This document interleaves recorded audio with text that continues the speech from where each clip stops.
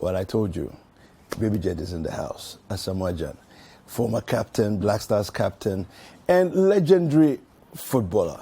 I mean, nation's highest goal scorer. On and on and on and on I could go. Welcome to Breakfast Daily. Thank you. Thank you very much. It's good to have you here. All right, so you've played football, you've thrilled the fans, you've excited Ghanaians. At some point, Ghanaians were very annoyed with you. You know, all those things have happened, but that's Ghana and football. What made you decide to write a book and put it all down? Yeah, well, I would say throughout my career, you know, there's been a lot of good things, you know, ups and downs, I might say.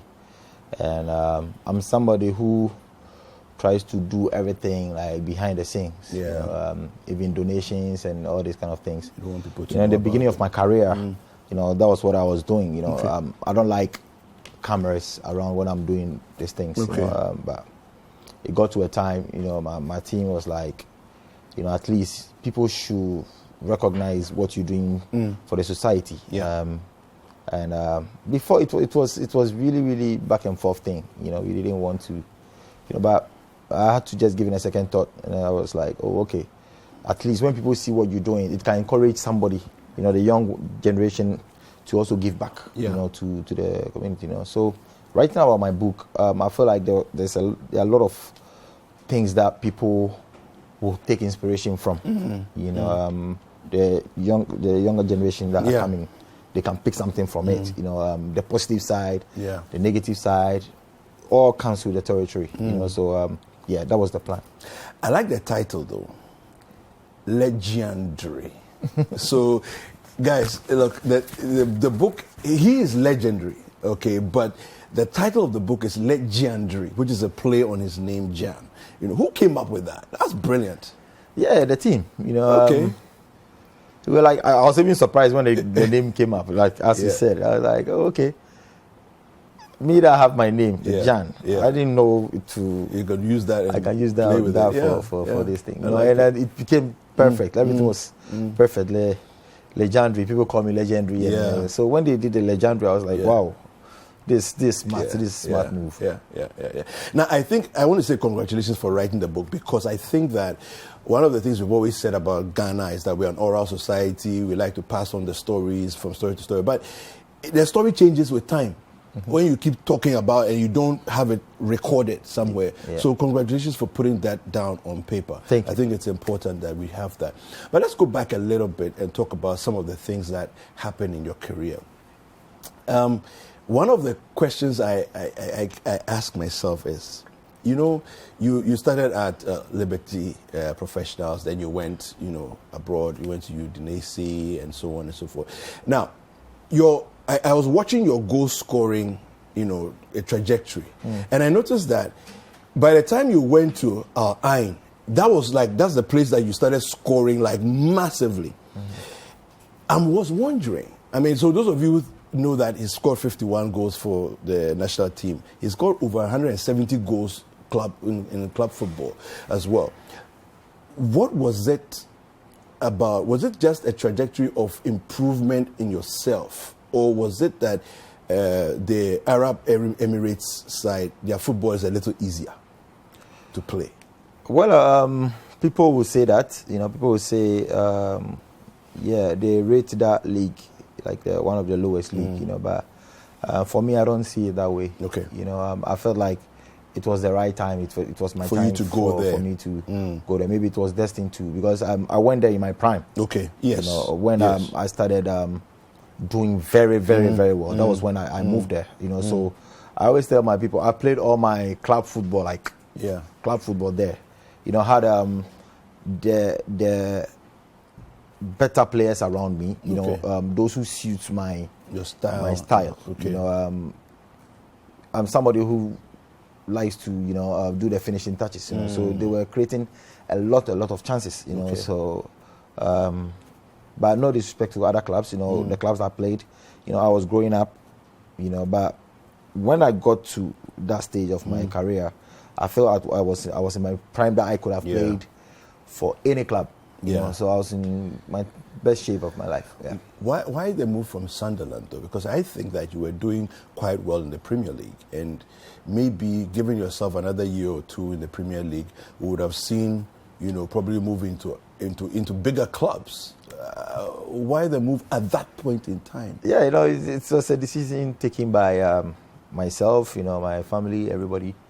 You know, we had to just evaluate certain things. You know, it was something beyond my control, you know, between me and Sunderland. You know, and this is why the books are coming up. You know, there are a lot of people. So you can tell the story. Yes, there are a lot of people who see the story differently. Okay. You know, for what I know and for the truth of the matter. You know, the fans want to see you up there performing for them to watch. Yeah. You know, I remember I was highly criticized, you know, for moving to UAE, but at the end of the day, that is why the books are coming up. You know, you see everything in the book. You know, my life. There are a lot of controversies. There are a lot of things that people say about me that they have no clue. Yeah. You know, so that is why I think it's one of those things why the book is coming up. You know, for people to see the truth. I think at least when you read, you're like, oh, so this was the story. Yeah. And that makes the book very interesting. Yeah.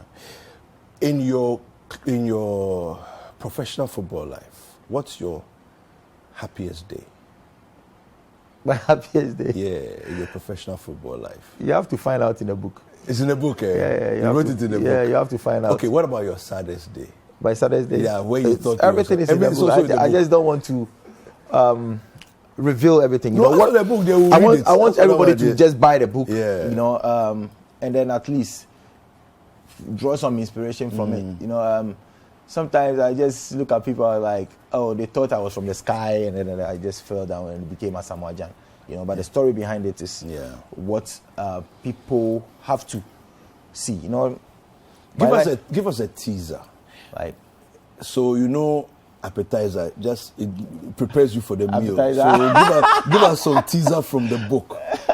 That something that we can't even expect, but just tease us small so that, you know, people can whet their appetite for the book. No, it's about all what we are saying now. Today you say, oh, Asamoah went to do this. You know, somebody can say something that the person has no clue. Yeah. You know about it. Sometimes I just sit home and then I laugh and I'm like, these people, they don't know me. Yeah.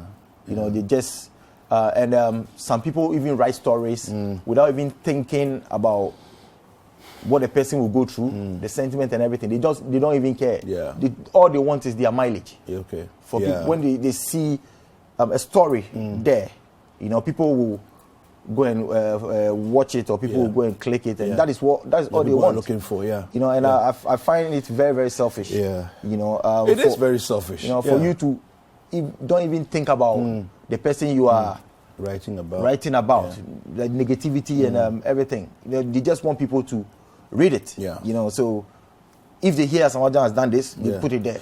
Sometimes even the headline has nothing to do with the story. Yes. Yeah, and they just write it. And this is it. Sometimes people send it to me. I just see the headlines, and then I go and I'm like, listen, you just want to spoil my name. Yeah. You know, so this book, my book is talking about all these things.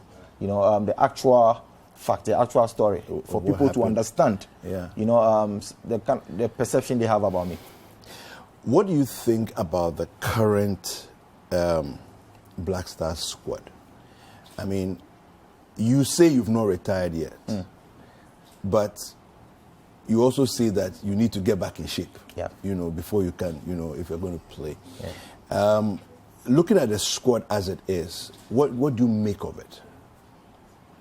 For me, I would say it's a generational thing. Okay. You know, I think we are moving into another generation. You know, new guys coming up, you know, hungrier, young players, you know, trying to also make people proud, or trying to make Ghanaians proud, like before, you know. So, you know, I always say sometimes, you know, people can say the 2000 group was better than 2008 group. You know, it's a generational thing. Yeah. And it's like we are building a team because all the boys coming up are very young. Yeah. You know, who most of them they made their debut. You know, so it's like it's a build-up thing. Okay. Do we have the potential to have international glory from this team? You might not know. We are building a team, and for me, I think we have good players, quality players, and nothing is impossible. If the boys are handled well, yeah, we can have good players in the future. I watched you on Super Sport as a pundit, and I think you were brilliant in terms of your technical understanding of the game. Will you consider a role in the coaching team to bring some of your expertise and your understanding of the game, especially if we say, let's say, a striker's coach, for example? I don't even know if that's a potential role that is there, but would you consider something like that? Yeah, I think it's a good question. There are a lot of people who have been calling my phone and then be talking to me about being like a coach, to handle the strikers and everything. It's something that I've already given a thought. I don't want to just go out of the game just like that. Like a player, a caliber like me. So I'm deciding to go for a coaching course. Okay. To have the license. Okay. At least like to get it. Anytime I just want to go into the game, I have to get the license. So everything has been sorted by where I will go and everything. I think by June or something, I will pursue it. Now, talk to us about Ghana, Uruguay. I'm sure people have asked you questions over and over and over and over again. I want to find out from you, what was your mindset after you missed that goal, and how did you climb back to, because there was a lot of negativity in the Ghanaian press, among the Ghanaian spectatorship, but how did you claw your way back to keep playing? That is a simple question. That is a simple answer. That is why people have to find it in the book. It's in the book. That is what people have to find out. That's why I said Baby Jet. It will make Baby Jet. It will make the book very interesting. Now we are here to talk about the book. People want to see. People want to hear. Like the question. Yeah. Baby Jet, why did you do that? Why did you do that? The answer is there. So if you want to get the answer, get the book. Just get the book. Because Ghanaians, we don't like to read, cry. It's true. Me, cry. I didn't like reading. But if you tease us more, it will make it easier for us to. Like how? Give us more some soppy. That is why on the 30th, we launch the book. Okay. Get your copy. Anything you want to know about Baby Jet. Yeah. The future. I don't know about the future. There might be a lot of things coming up. I don't know. I'm not God. Yeah. But what people know, the headlines and everything, what they know about without asking. Yeah. You see now you are asking because people didn't know. Yeah. That was what I was expecting people to do before. Like for example, they will say Asamoah Gyan went to slap somebody. People will not do the due diligence, and then they just put it there. Asamoah Gyan slapped somebody, without any clue. They just want the headlines, not the person, how the person feels. Yeah. That is why I want people to go get the book, and then they can find out everything there. Listen, I'm going to get him to tell me something before we end the show anyway. So let's take a look at some of Asamoah's amazing goals in his playing career.